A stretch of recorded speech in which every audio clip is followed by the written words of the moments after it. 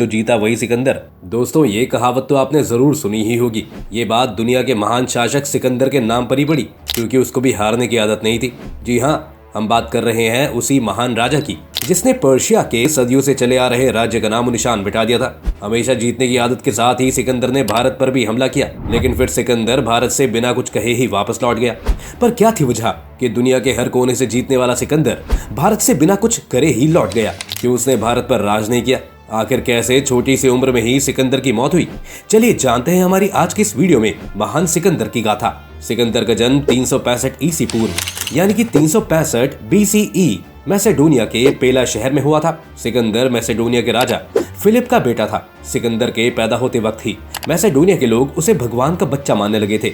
आपको बता दें कि जब सिकंदर पैदा हुआ था तब उस समय ग्रीस का बच्चा पर्शिया से बदला लेना चाहता था, क्योंकि सिकंदर के जन्म से कई साल पहले 429 BCE पर्शियन एम्पायर, जिसे आज हम ईरान के नाम से जानते हैं, वहाँ के राजा डेरियस ने ग्रीस की कैपिटल एथेंस पर हमला करके वहाँ पर काफी तबाही मचाई थी। और बस तब से ग्रीस का बच्चा पर्शियन एम्पायर से नफरत करता था, और इसी नफरत के साथ पैदा हुआ था सिकंदर। सिकंदर राजा का बेटा था, इसलिए हर राजा की तरह सिकंदर के पिता भी उसको एक काबिल राजा बनाना चाहते थे। इसलिए फिलिप ने उस वक्त सिकंदर को अच्छी से अच्छी ट्रेनिंग दिलवाई। आपको बता दें कि सिकंदर को ट्रेनिंग देने वाले स्कॉलर्स में एरिस्टोटले, जिसे आज हर कोई अरस्तु के नाम से जानता है, उसका भी नाम शामिल है, जिन्होंने सिर्फ 3 साल की ट्रेनिंग में वो सारे गुण सिकंदर में भर दिए जो कि उसे दुनिया का महान राजा बनाने के लिए काफी थे।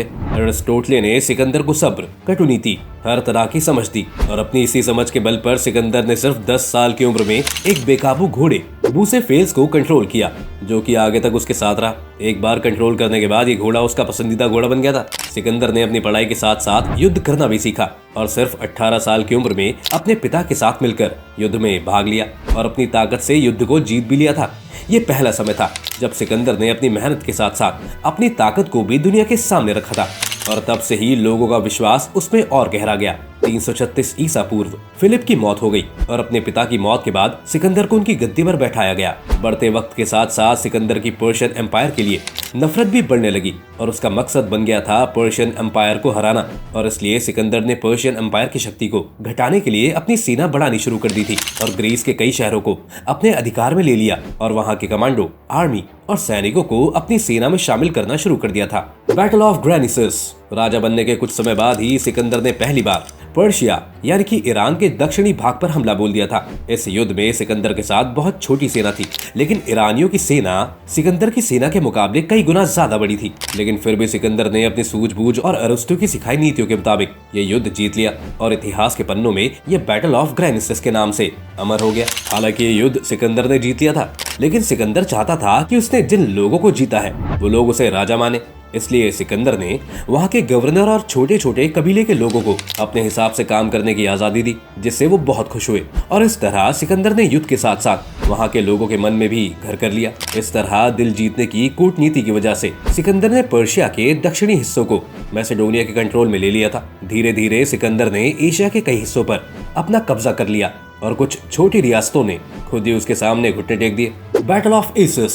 हालांकि सिकंदर को लगातार लोगों का साथ और लोगों का प्यार मिल रहा था, लेकिन उसका असली मकसद तो पर्शिया को मिटाना था। इसलिए उसने अपनी सेना को और मजबूत करके ईरान पर हमला किया। इस बार सिकंदर की सेना पर्शिया की सेना के लिए काफी मजबूत साबित हुई। इस वॉर को उस समय डेरियस III ने लीड किया था। ये वॉर साउथ तुर्की के पुराने शहर ईसस में लड़ा गया था।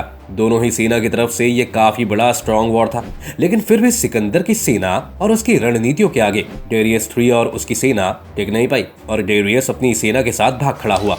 आपको बता दें कि इतिहास में इस युद्ध को बैटल ऑफ इसिस के नाम से भी जगह मिली है। Battle of Gaugamela. इस वॉर के खत्म होने के बाद दोनों ही राजा अपनी अपनी सेनाओं को और ज्यादा ताकतवर बनाते रहे। हालांकि डेरियस उस समय मैदान छोड़कर भाग गया था, लेकिन फिर भी वापस युद्ध लड़ने की तैयारी करने लगा, और फिर इन दोनों में हुआ आखिरी युद्ध, जिसे कि बैटल ऑफ गाउगामेला कहा गया। इस युद्ध में डेरियस III के मुकाबले सिकंदर की सेना बहुत कम थी। जहां सिकंदर की सेना में बस 47,000 थे, वहीं डेरियस की सेना में 1 लाख से भी ज्यादा सैनिक थे। लेकिन इस युद्ध में भी सिकंदर ने डेरियस III की सेना को चकमा दे दिया, और इस युद्ध में डेरियस III की हार हुई। इस युद्ध के बाद सिकंदर ने दुनिया के सबसे बड़े साम्राज्य को खत्म कर दिया, और सिर्फ 25 साल की उम्र में वो एक महान शासक बन गया। ये वो वक्त था जब हर कोई सिकंदर के सामने घुटने टेक रहा था। वहीं सिकंदर की भी दुनिया को जीतने की ख्वाहिश बढ़ती जा रही थी, और इसलिए सिकंदर ने रुख किया इंडिया की ओर, जी हाँ, पूरी दुनिया को जीतने का सपना देखते हुए सिकंदर इंडिया की तरफ बढ़ा।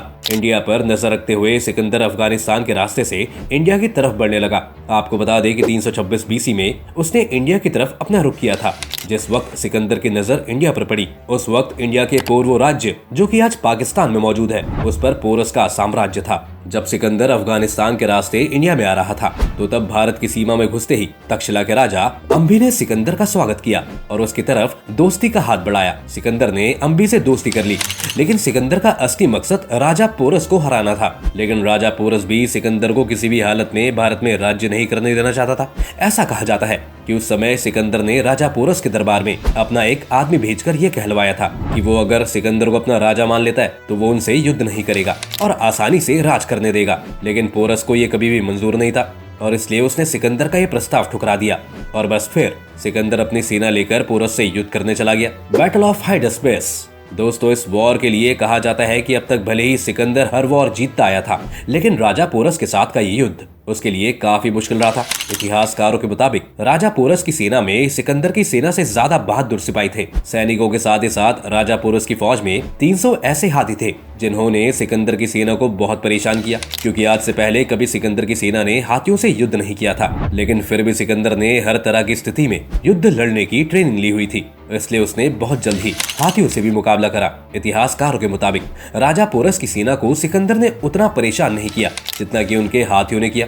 ये लड़ाई करीब 8 घंटे चली। इस लड़ाई में सिकंदर से लेकर पोरस दोनों की सेना और दोनों राजा बुरी तरह से घायल हो गए थे। आखिरकार सिकंदर ने ही राजा पोरस को ये लड़ाई रोकने को कहा। पहले तो पोरस ने ये लड़ाई नहीं रोकी, लेकिन फिर बाद में ये लड़ाई रोक दी गई। हालांकि इस युद्ध का कोई परिणाम नहीं निकला, लेकिन कुछ लोग मानते हैं कि इस युद्ध को सिकंदर ने जीता था, लेकिन उसने राज्य पोरस को ही सौंप दिया था। वहीं कुछ इतिहासकार मानते हैं कि इस युद्ध के बाद पोरस और सिकंदर में दोस्ती हो गई थी, क्योंकि सिकंदर पोरस के आत्मविश्वास और उनकी चतुराई से काफी ज्यादा खुश हुआ था। जबकि कुछ इतिहासकार मानते हैं कि इस युद्ध में किसी की भी जीत नहीं हुई, लेकिन इस युद्ध में सिकंदर का घोड़ा बुसेफेल्स मारा गया था, जिससे वो बहुत ज्यादा दुखी हो गया था। दोस्तों, हैरानी की बात यह है कि जिस राजा ने दुनिया को अपनी मुट्ठी में किया और हर जगह को जीता, उसकी मौत सिर्फ 32 साल की उम्र में ही हो गई।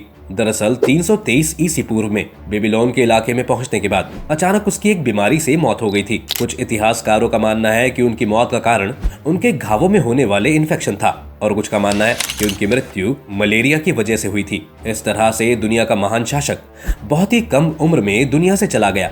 लेकिन दोस्तों, आज भी सिकंदर को याद किया जाता है। आज भी दुनिया के कई देशों में उसकी काबिलियत की कहानियां सुनाई जाती हैं। यहाँ तक कि भारत में भी जो जीता वही सिकंदर जो कहावत है, उसमें भी सिकंदर का ही जिक्र किया जाता है। अगर सिर्फ कम उम्र में ही सिकंदर की मौत न हुई होती तो आज दुनिया का नक्शा कुछ और होता। दोस्तों, क्या लगता है आपको कि अगर उस समय सिकंदर वापस नहीं लौटता या फिर सिकंदर और पोरस में दोस्ती नहीं हुई होती तो क्या आज सिकंदर का राज भारत में भी होता? हमें अपने विचार हमारे कमेंट सेक्शन में जरूर बताएं। अगर आपको ये वीडियो पसंद आई हो तो वीडियो को लाइक और शेयर जरूर करें। साथ ही अगर आप चैनल पर नए हैं तो इसे सब्सक्राइब करना और बेल आइकन दबाना बिल्कुल ना भूलें।